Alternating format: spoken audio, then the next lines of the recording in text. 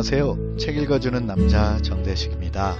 오늘은 운명을 만드는 절제의 성공학 80페이지 다른 사람을 돕는 방법. 질문: 어려운 사람들을 도와주면 덕이 크게 쌓인다고 하는데 다른 사람을 돕는 방법을 알고 싶습니다. 답변: 그런 질문을 해주니 참 반갑습니다. 남을 도와주는 것은 덕을 쌓는 일입니다. 덕을 쌓는 일은 남 모르게 해야 합니다. 아무도 모르게 남을 도와주는 것을 음덕이라고 합니다. 적게 먹고 조금이라도 만물을 허비하지 않고 하늘과 자연의 은혜를 잊지 않아야 음덕을 쌓을 수 있습니다. 이런 뜻을 모르는 사람은 한 톨 곡식이 바닥에 떨어진 것을 보고는 크게 한탄하고 아까워하면서도 맛있는 반찬이 있으면 배부른 배를 두드리며 더 먹어서 똥을 만드는 사람입니다. 이렇게 살면 스스로 음덕을 해치는 것은 물론 자연의 이치마저 무너뜨립니다. 예로부터 녹이 없는 사람은 세상에 나오지 않는다고 했습니다. 자기 먹을 것은 갖고 태어난다는 얘기입니다. 식이 있어야 명이 있듯이 식이 다하면 명도 다합니다. 한 입 더 먹는 것은 천명을 줄이는 길입니다. 음식을 조금이라도 그릇 밑에 남겨서 살아있는 생물에게 베푸는 것이 큰 음덕이며 음식을 베푸는 것이 큰 자비입니다. 사람들은 흔히 돈으로 남을 도와주려 하는 경우가 많습니다. 물론 돈으로 아무도 모르게 도와주는 것도 음덕을 쌓는 길 중에 하나가 될 수 있을 것입니다. 그러나 천지자연 속 이치에는 돈과 재물이라는 개념이 없습니다. 돈과 재물은 사람이 만들어낸 것이며 세상을 돌고 돌기 때문에 세상 모두의 것입니다. 먹을 양식에서 아끼고 아껴서 베풀어야 참된 도움을 주는 것입니다. 배불리 먹고 남은 음식을 베푸는 것은 덕을 쌓는 데 도움이 되질 않습니다. 충분히 먹고 남을 도와주는 것은 받는 사람의 복이지 내가 도와준 양식이 아닙니다. 원래 도움을 받은 사람의 것이라는 말입니다. 내 음식을 아껴주어야 진실된 음식을 쌓을 수 있습니다. 스스로 절제하는 것을 아무도 모른다고 생각하는 것은 미련한 일입니다. 우리가 하는 모든 행동 하나하나는 하늘이 알고 땅이 알고 스스로 아는 것입니다. 세상 누구도 자신을 속일 수는 없습니다. 스스로 아끼는 사람은 복을 몰고 다니며 가난해도 결국에는 부자가 되고 모든 흉악한 일도 비껴나갑니다. 이런 사람은 어디에 가도 사방팔방에 적이 없습니다. 음덕을 조금이라도 더 쌓고 싶으면 한 끼 식사의 반 공기를 줄여서 이것을 베풀도록 노력하세요. 이렇게 3끼의 식사를 절제하면 1년에 4말, 10년이면 4섬이라는 자신의 덕을 늘리게 됩니다. 이것을 미천삼아 출세할 수 있습니다. 스스로 덕을 늘리지 않으면 하늘로부터 돌아오는 복은 없습니다. 질문: 불교 행사 중에 방생이 있습니다. 방생은 생명을 살리는 일이니 큰 음덕을 쌓는 일 아닙니까? 답변: 불교에서는 방생이라고 새와 물고기 등을 놓아주는 행사를 합니다만 이것은 음덕을 쌓는 길이 아닙니다. 방생을 하려면 새와 물고기를 잡아야 하고 다시 놓아주더라도 원래 살던 곳에 놓아주지 않으니 짐승들이 당혹해하고 고생하게 됩니다. 진정으로 방생하고 싶다면 매일 먹는 짐승과 물고기를 절제하는 것이 참 방생이 아닐까 싶습니다. 불교는 부처를 닮으려는 종교입니다. 그런 방생을 하지 말고 부처를 닮아야 합니다. 부처님께서는 자신의 식을 감하여 이를 천지에 공양하여 온대한 꿈을 이뤘습니다. 또한 음식을 절제하여 극히 소식을 하셨습니다.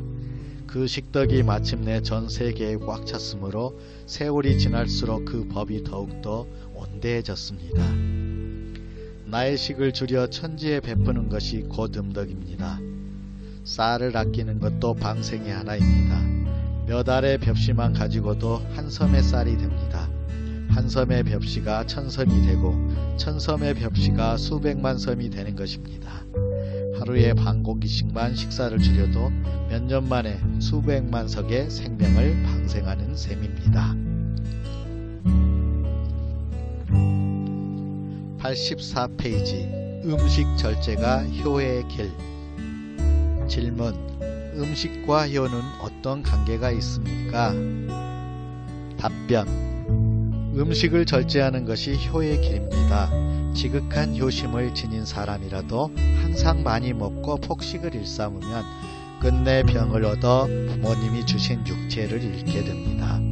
부모님 앞에서 병이 드는 것만큼 큰 불효는 세상에 없습니다. 음식을 조심하여 이를 엄격히 절제하는 것이 효의 시작입니다. 세상에 효를 가르치는 사람은 많으나 식사가 난잡하여 자신이 병드는 것조차 모르니 참된 효를 어찌 가르칠 수 있겠습니까? 효를 배우지 못했더라도 음식을 절제하면 그것이 바로 효의 길입니다.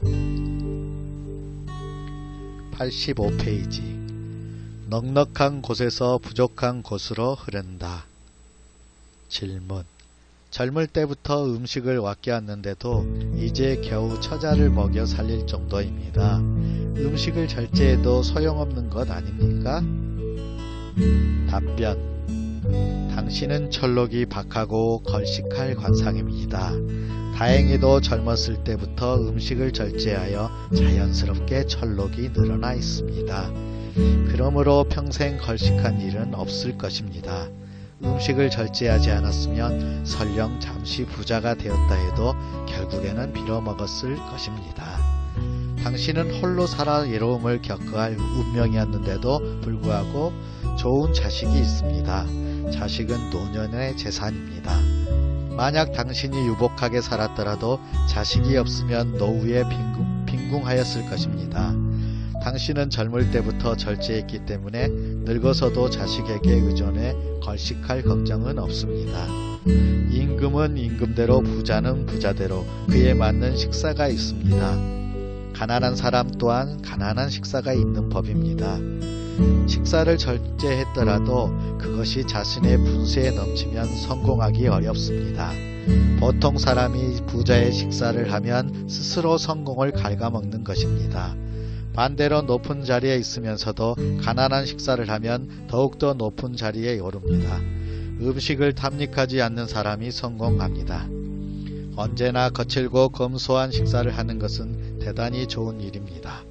하지만 거친 식사라도 때때로 폭식을 하면 아무 소용없습니다. 과식과 폭식은 자연의 빛을 지는 일입니다. 음식빛은 생명의 빛입니다. 빚진 것은 언젠가는 갚아야 합니다. 재물 빚진 것은 안 갚아도 생명의 빚은 꼭 갚아야 합니다. 하늘로부터 받은 식량보다 많이 먹으면 매일매일 식량빛을 지는 것입니다. 먹은 음식은 똥이 되어 다시 세상에 돌아오지 않으니 어느 때에 이것을 갚을 수 있겠습니까? 사람에게 빌린 것은 돌려달라는 말이라도 듣지만 하늘은 돌려달라는 말 한마디 없이 가져갑니다. 하늘로부터 빌린 것은 본인이 갚지 못하면 자손이 갚아야 하고 자손이 없으면 그 집안은 망하게 됩니다. 매일매일 과식으로 생명빛을 지는 사람은 심한 노동을 해야만 음식을 먹을 수 있습니다.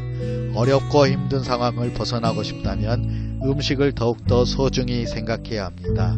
먹을 것 다 먹고 입을 것 다 입고 입신 출세를 바라는 사람은 미련한 사람입니다. 부족한 곳은 채우고 넉넉한 곳은 비우는 것이 세상의 이치입니다. 넉넉한 곳에서 부족한 곳으로 흐르는 것입니다.